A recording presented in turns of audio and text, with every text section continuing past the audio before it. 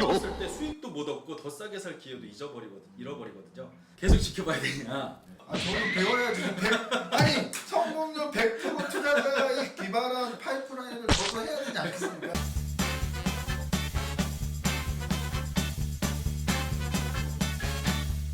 저는 이제 좀 정해놓기도 하고 하는데 이 세븐스플릿 투자 시스템으로 달러 투자를 하시는 분들한테는 수익이면 파세요라고 해요, 그냥. 수익이면 네, 그러니까 이게 어떨 때는 슈팅이 나올 수도 있잖아요. 오버슈팅 할 때가 있잖아요. 오버슈팅이 지난주 금요일 같은 경우가 오버슈팅을 했던 거죠. 한 15원 정도가 하루 만에 올라버렸으니까. 그때 제 이제 독자분들 중에는 넘버 1, 2, 3, 4 샀는데 한 번에 다 팔았어요. 라는 얘기도 해요. 웬만하면 수익이면 파세요라고 하는 이유가 아까 그 성질처럼 계속 오를 것 같잖아요. 네. 근데 그렇지가 않아요. 예, 이게 파동처럼 계속 오르락내리락 해요. 그래서 이제 원달러 환율 과거 데이터로 이제 백테스팅 하는 분들도 있는데 그 의미가 없는 게 종가만 나온단 말이죠. 그러면 종가로 보면은 한 어제하고 봤을 때 오늘 한 1원, 2원 차이밖에 안 나요. 근데 실제 그날 저는 한 5번을 수익 실현을 한 날이었어요. 예를 들면 어떻게 되냐면은 1,000원에서 좀 이해하기 쉽게 1,000원에서 1,010원까지 올랐다가 그래서 팔아서 다시 떨어져서 또 사고 팔아서 또 올라가서 팔고 막 이걸 5번 했어요. 근데 종가는 1,001원이었던 거예요. 백테스팅을 해서 딱 보면 아니 1원이 올랐는데 이날 어떻게 네가 수익을 얻었어라고 하지만 저는 얻었는걸요 이미. 주식하고는 약간 다르게 달러는 이제 이 파동에 대한 어떤 이해가 필요하고 나쁘게 접근 얘기를 한다면 단타 트레이딩, 그러니까 아까 제가 말씀드렸던 현금 흐름 창출에 좀 더 그 목적을 두고 하는 게 알맞다라고 말씀드린 이유가 주식은 우상향하기 때문에 저도 이제 주식은 가치 투자를 하거든요. 그렇지만 이제 달러 투자는 가치 투자처럼 이제 장기 투자라고 봐야겠네요. 장기 투자를 하지는 않고 넘버 1이 됐건 2가 됐건 수익이 나면 그냥 팔아버려요. 근데 지금 저는 이제 넘버 6가 좀 비싸게 산 게 있어서 그냥 놔두고 있을 뿐이지 만약에 넘버 6보다도 수익이 더 나면 걔도 팔 거예요. 왜냐면은 팔고 나서 또 떨어지면 다시 싸게 살 기회가 만들어지거든요. 근데 이제 이걸 안 하다 보면 내가 좀 욕심부려서 놔두다 보면은 떨어졌을 때 수익도 못 얻고 더 싸게 살 기회도 잃어버리거든요. 저는 이제 초보분들한테는 그냥 수익이 낮다 싶으면 파세요. 그러면 또 떨어질 거예요. 이렇게 얘기를 해요. 근데 원달러 환율이 참 재밌는 게 우리나라 정부가 부동산은 규제를 하잖아요. 근데 달러는 너무 내려도 문제고 너무 올라도 문제이기 때문에 정부가 뭐 구두 개입도 하고 뭐 여러 가지 활동을 통해서 환율을 안정시키려는 노력을 해요. 또 너무 떨어지면 정부가 달러를 매수해가지고 사들여가지고 올려줘요. 또 시장에 매도를 해서 내려줘요. 그러니까 이게 뭐 그 주식 투자보다 쉬운 거죠. 정부가 알아서 오르락 내리락 해주고 관리를 해주잖아요. 우리는 그 사이에서 수익만 계속 내면 된다라는 거예요. 그래서 중간가를 잘 보면 되는 거죠. 그래서 저도 사실은 제가 뭐 달러 투자를 예측하거나 그랬으면 1,150원에 산 달러가 없었겠죠. 근데 저도 모르기 때문에 떨어지면 사고 올라가면 팔고 그것만 계속 반복하는 구조다라고 보시면 될 것 같아요. 그러면 단기 트레이딩 관점이라고 말씀하셨는데 그럼 장중 내내 그걸 지켜보시는 건가요? 아, 이제 그 부분도 많이 그 얘기를 하시는데 제가 이제 총 3가지 정도를 얘기를 해요. 달러 세븐스플릿 투자 시스템으로 투자를 하면 그럼 계속 지켜봐야 되냐? 제가 이제 그 얘기를 해요. 아, 그럼 알람을 켜는 방법도 있다. 근데 저는 알람도 하지 말라고 얘기해요. 이 달러 세븐스플릿 투자 시스템의 장점 중에 하나가 가격을 확인하지 않으면 않을수록 수익률이 높아져요. 솔직히 저도 궁금해서 보기는 해요. 근데 저도 막 줄이려고 노력해요, 오히려. 근데 왜 그러냐면은 이게 달러 투자, 뭐 주식도 마찬가지지만 예측이 아니라 대응이라는 말이 있잖아요. 근데 저는 이제 원달러 환율 같은 경우에는 그 예측하는 게 신의 영역에 있다라는 얘기가 있을 정도로 예측이 불가능한 영역에 있어요. 그래서 저는 이제 예측을 못하고 안 한다라고 일단 못 받고 출발을 한 거예요. 근데 이렇게 되면 추가 매수를 어떻게 하냐면은 내가 1,200원에 샀어요. 그 다음에 5원이 떨어지면 추가 매수를 하겠다라고 내가 마음을 먹어 계획을 세운 거죠. 그런데 내가 이걸 들여다보고 있으면 실제로 5원이 떨어졌을 때 사게 돼요, 내가. 그런데 내가 만약에 안 보고 있었어요. 그리고 며칠 후에 우연하게 원달러 환율을 확인했어요. 그러면 2가지의 경우가 있겠죠. 1,200원보다 올라갔을 경우 그럼 수익이 나서 좋은 거고 5원보다 더 떨어져 있을 경우도 있겠죠. 10원이 떨어진 거예요. 오랜만에 봤더니 나는 5원이 떨어지면 사겠다고 계획을 했지만 실천하지는 않았잖아요. 근데 오랜만에 봤더니 10원이 떨어졌잖아요. 근데 이 세븐스플릿 투자 시스템에 의하면 싸게 사면 싸게 살수록 좋죠. 그렇기 때문에 보지 말라라는 거예요. 매도도 마찬가지야. 안 보면 안 볼수록 내가 5원 올라가면 팔아야지라고 마음 먹었어도 안 보고 있다 보면 더 비싸게도 팔 경우도 많이 있거든요. 실제로 하다 보면은. 그래서 저도 가능하면 안 보려고 하고 안 보고 그냥 직장인들이 편안하게 내가 가끔씩 봤는데 떨어지면 그냥 사고 또 가끔씩 봤는데 오르면 수익 신호하고 편안하게 진행할 수 있는 그런 투자법이라고 보시면 될 것 같아요. 여기 마지막에 좀 정리를 해놓으신 파트가 있어요. 달러 투자의 7원칙.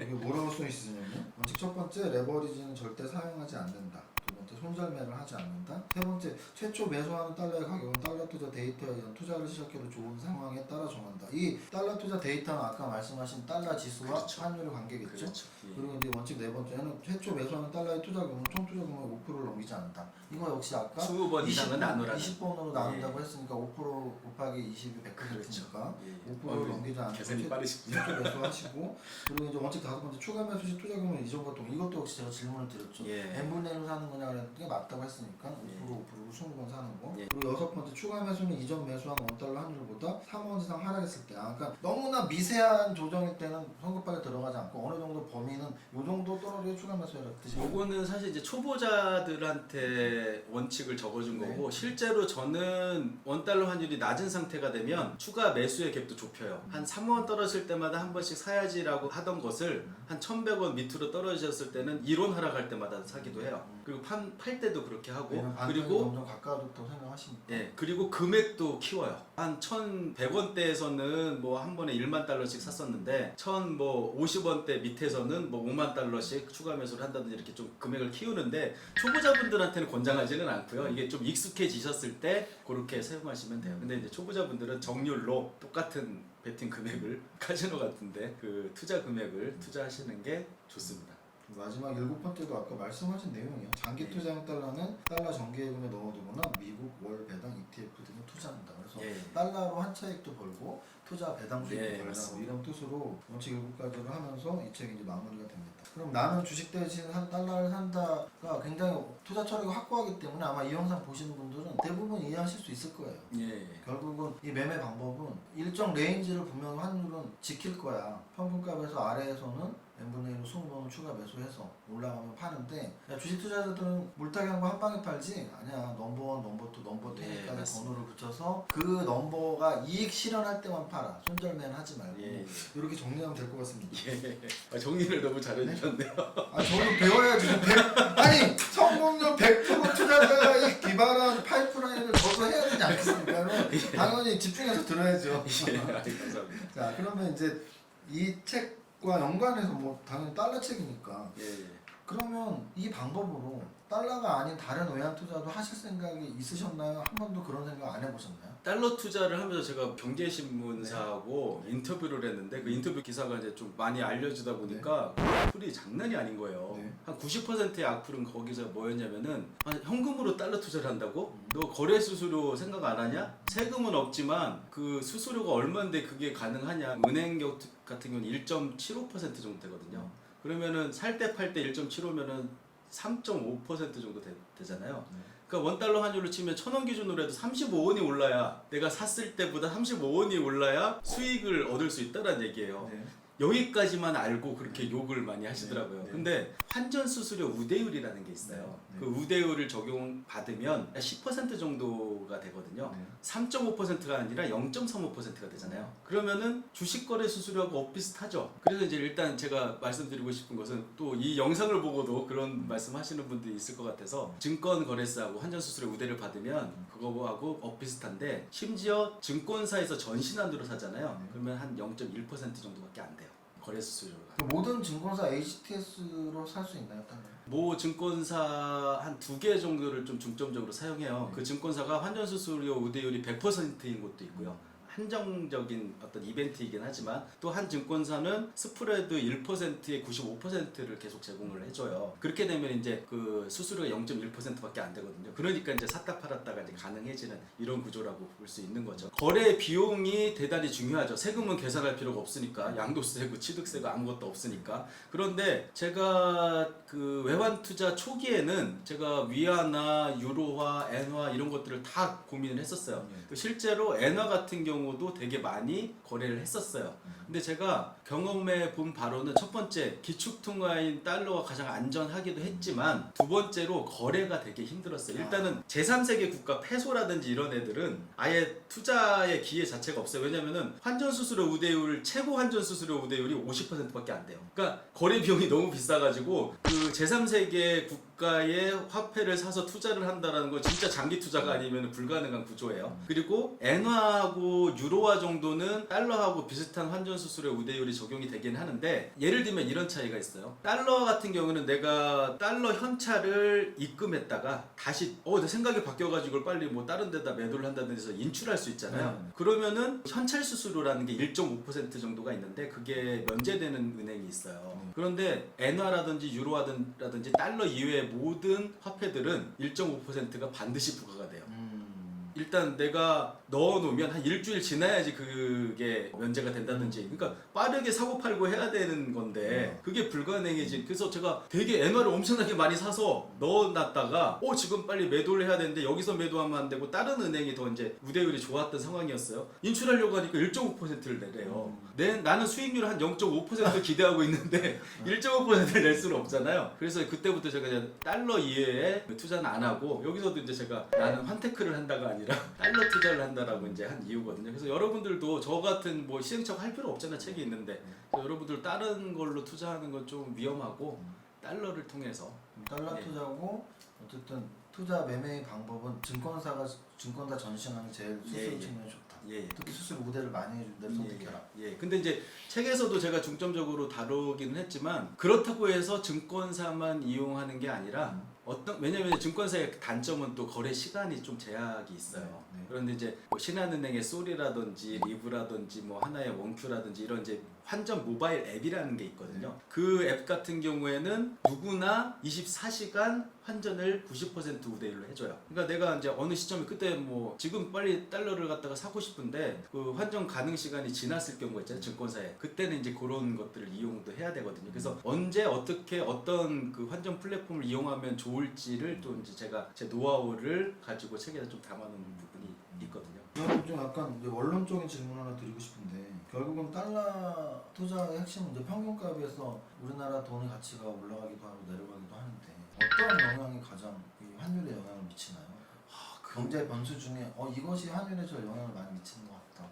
그거는 제가 경험해보고 저도 이제 그 관심이 있으니까 이런 환율과 관련된 어떤 예측할 수 있을 만한 부분이 있을까 하고 이제 책도 많이 봤는데 결론은 예측할 수 없다였어요. 근데 제가 이제 이걸 장점으로 오히려 승화시켰다고 해야 되나? 보는 게, 주식 같은 경우에는 주식 투자자의 어떤 해안이라든지 통찰력이라든지 정보 분석력이라든지, 뭐 대표님처럼 이렇게 훌륭하신 분들도 있고 저나 일반적인 평범한 사람들은 그런 게 없는 사람들도 있잖아요. 정보의 양도 다르지만 정보를 분석하는 어떤 질도 다른데, 그렇기 때문에 이제 주가를 어느 정도는 예측할 수 있어요, 전문가들이나 기관이나 뭐 외국인들이나 이런 전문가들은. 그런데 환율은 제가 지금까지 봐서 느끼기도 했고 뭐 여러 가지 책이나 매체에서도 소개를 하지만 불가의 영역에 있어요.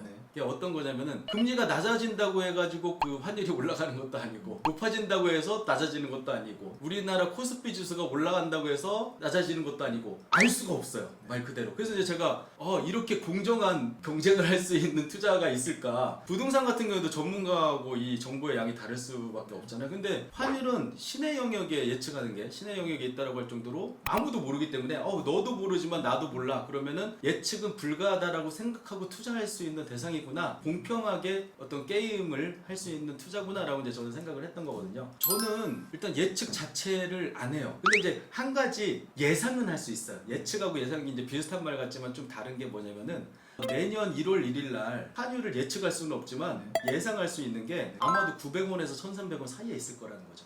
이 정도의 어떤 대략적인 어떤 주식이 상패가 될지 몇 배가 오를지는 모르잖아요. 예상이 안 되잖아요, 솔직히 말씀드려서. 그렇지만 달러는 예상은 할 수 있는 거예요, 어떤 레인지 정도는. 거기 안에서만 내가 계획을 짜고 움직이면 된다라는 거죠. 이게 이제 좀 달러 투자의 뭐 다른 투자하고 비교했을 때 좀 매력이라고 할 수 있을 것 같고요. 그럼 결국은 금리 또는 뭐 GDP 수준 뭐 이런 것으로 또 아예 뭐 예상을 안 하시고 예. 결국은 범위로만 하신다는 얘기잖아요, 결론은. 그러면 그렇게 질문을 한번 마지막 예. 질문을 드리고 싶네요. 예. 현재의 52주 평균값에서의 우리나라 환율에 비춰봤을 때 지금은 달러를 사야 되는 시점입니까? 팔아야 되는 시점입니까? 저같이 가지고 있는 분들은 네. 저는 이제 수익 실현을 바로바로 하라고 했으니까 네. 저같이 가지고 있는 분들이라면은 분할 매도를 해도 자기 대단히 좋을 때예요.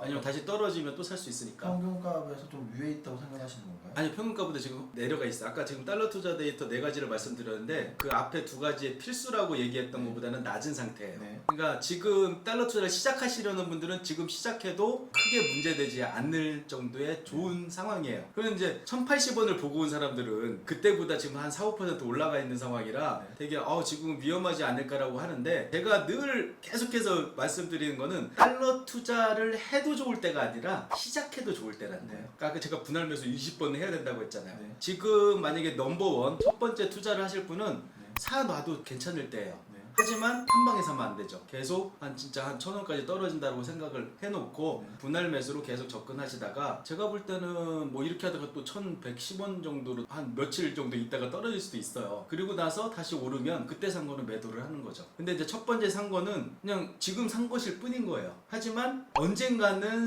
그 손실을 만회할 수 있을 정도의 수준의 범위 안에 들어있다라고 봐도 되는 거죠. 어쨌든 넘버원 투자가 시작돼도 되는 시점인가요? 예. 그러면 궁금한 게 만약에 환율이 예. 뭐 1250원, 1300원 이런 이 상태에서 만약에 제가 질문을 했다면 넘버원 지금 당연히 들어가면 안 되는 시점이라고 말씀을 하시나요? 예, 그렇게 얘기를 했고 저도 이제 블로그 계속 기록이 남아 있잖아요. 그때도 계속 제가 얘기했어요. 아직은 때 아닙니다. 아직은 때 아닙니다. 하다가 달러 투자 데이터상 해도 될 때가 한 1,160원 정도 때였어요. 그때 동그라미가 정확하게 4개가 딱 쳐졌었을 때였어요. 그러니까 지금 그때 저를 따라서 투자했던 분들은 1,160원에 산 달러가 있겠죠. 근데 그 전에는 제가 웬만하면 사지 마세요라고 계속 얘기를 했고 1,160원대 밑에서 쭉 사다가 저를 계속 믿고 따라오셨던 분들은 그럼 그건 수익 실현을 하고 거기서 밑에서 왔다 갔다 계속 수익 실현을 했다면은 아마도 제가 말하는 저의 기준으로 넘버 6까지의 손실분은 이미 해지하고도 남은 상태죠, 현재로서. 왜냐면 밑에서 계속 등락이 있었던 상황에서 수익을 실현했으니까. 그리고 이제 한 가지 첨언을 드리자면은 제가 이제 책에는 소개를 했지만 뭐 빅맥 지수라든지 뭐 이런 것들, 이게 달러의 절대 가치를 어느 정도 가늠할 수 있는 숫자들이 있어요. 그거에 따르면은 달러의 하방 정도를 어느 정도는 예측이 가능해요. 그래서 이제 제가 이건 이제 기본서이기도 하고 기초적인 어떤 부분을 다루다 보니까 제가 이제 그 간단하게 달러 투자 데이터만 얘기를 했는데 이게 정답일 수는 없죠. 저도 이제 달러 투자를 그렇게 잘 한다라고는 볼 수는 없잖아요. 또 한 5년 정도밖에 되지 않은 거고 또 어떠한 변수를 경험해 보지는 않았던 거고. 그래서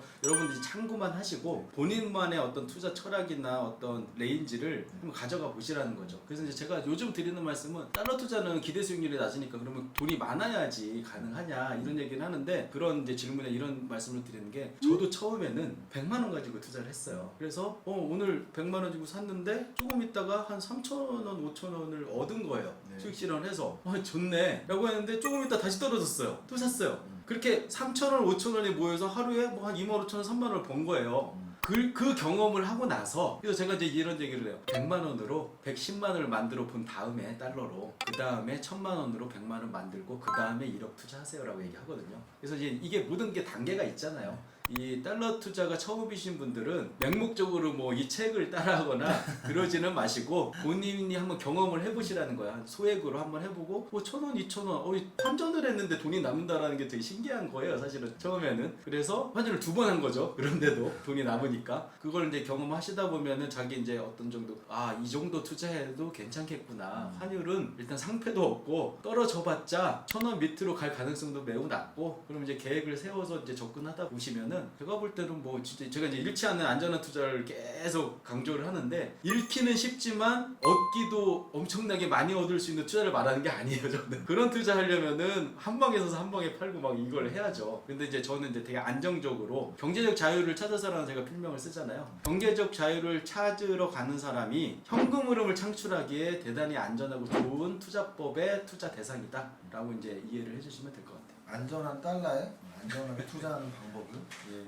설명해 주셨습니다. 그 책 제목이 바로 나는 주식 대신 달러를 산다입니다. 저자 박성현님 모시고 달러 투자에 대해서 말씀을 들어봤는데 주식하고 비슷한 부분도 많이 있어요. 어차피 투자는 다 하나이기 때문에 여러분들이 것을 만들기 위해서 좋은 팁이 되었으리라고 확신합니다. 마지막으로 제가 혹시 못다한 질문이 있거나 또는 나 이 말씀 꼭 드리고 싶다. 마지막 당부 말씀 또는 네. 팁 한번 해주시죠. 제가 이제 자산 증식보다는 투자 실력을 높여서 현금 흐름 창출에도 여러분들이 좀 관심을 가지셔야 그러니까 경제적 자유를 좀 앞당길 수 있다는 말씀을 이렇게 드리면은 꼭 따라오는 질문이 있어요. 투자 실력을 어떻게 늘리는데? 라는 얘기를 해요. 제 경험으로 말씀을 드리는 거예요. 저도 이제 투자에 대해서 아무것도 몰랐던 사람이고 주식 투자에서 돈을 한 번도 얻어본 적이 없을 정도 한 20년 동안을 없었던 그런 사람이었는데 그 시간이 많아지고 도서관에서 책을 읽으면서 어떤 깨달음을 얻었어요. 또 이제 책을 읽으라고 하면은 실력을 높이기 위해서 아니, 책 읽는다고 부자가 되고 경제적 자유를 찾을 수 있는 거면 그렇게 되지 않는 사람이 어디 있겠냐라고 이제 말씀하실 거 아니에요. 근데 저는 그 말씀에 부자가 되고 경제적 자유를 찾을 수 있을 만큼 책을 읽어 보셨냐라고 이제 반문을 하고 싶거든요. 저도 한 1년에 한 100권 정도 주식책 읽었고 그리고 거기서 이제 깨달은 것들을 이제 저만의 어떤 투자 철학으로 또 승화도 시켰고 이런 과정들이 있었거든요. 그래서 뭐 이 책도 사실은 달러 투자를 하시는 분들한테 참고 정도밖에 안 돼요, 사실은. 뭐 다른 책들도 그렇고. 하지만 그런 책들이 이제 쌓이면서 자신만의 이제 실력도 되고 늘어가거든요. 그래서 이제 여러분들한테 이런 유튜브를 보는 것도 참 좋은 일이고 또 뭐 글이나 책을 보는 이렇게 투자 실력을 늘리는 일이 그렇게 어려운 일은 아니고 책 읽는 것만으로도 가능한 일이니까 여러분들이 그렇게 하시면 좀 원하는 목적을 달성하실 수 있지 않을까 그 말씀을 마지막으로 드리고 싶습니다. 여러분들이 목표 달성, 부자가 되기 위해서 투자 실력을 높여야 되고 투자 실력을 높이기 위해서 공부를 해야 되고 공부는 책으로 해라. 지금 이 방송 보시면 바로 책을 보시면 됩니다. 여기까지 저자 박성현님이었습니다. 감사합니다. 예, 감사합니다. 예, 감사합니다.